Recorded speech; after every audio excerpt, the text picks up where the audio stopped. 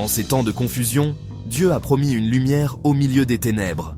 Comme il envoya Noé avant le déluge, Moïse pour Israël et Jean pour le Messie, il a promis « Voici, je vous enverrai Élie le prophète avant le grand et redoutable jour de l'Éternel. » Malachie chapitre 4, verset 5. Ce message n'est pas le mien, c'est celui de Dieu pour son épouse.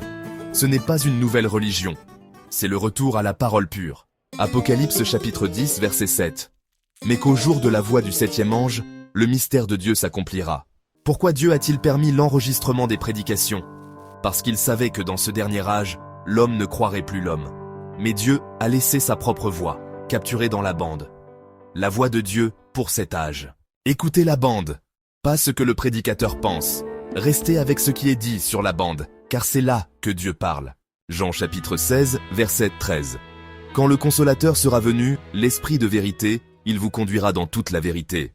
Dans un monde aux 1000 doctrines, Dieu a donné un absolu, sa parole révélée. Frère Branham n'a jamais pointé à lui-même, mais au Christ.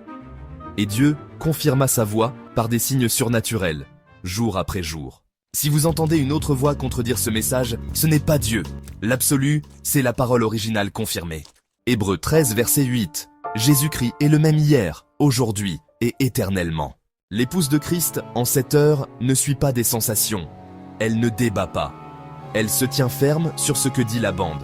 Car l'épouse est la parole manifestée. Elle dira ce que la bande dit, parce que c'est Dieu qui parle. Elle ne sera pas trompée par une autre voix.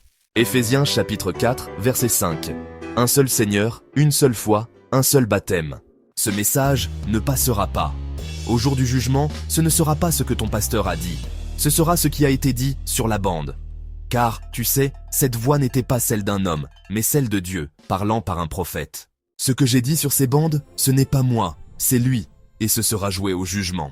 Amos chapitre 3, verset 7. Car le Seigneur, l'Éternel, ne fait rien sans avoir révélé son secret à ses serviteurs les prophètes.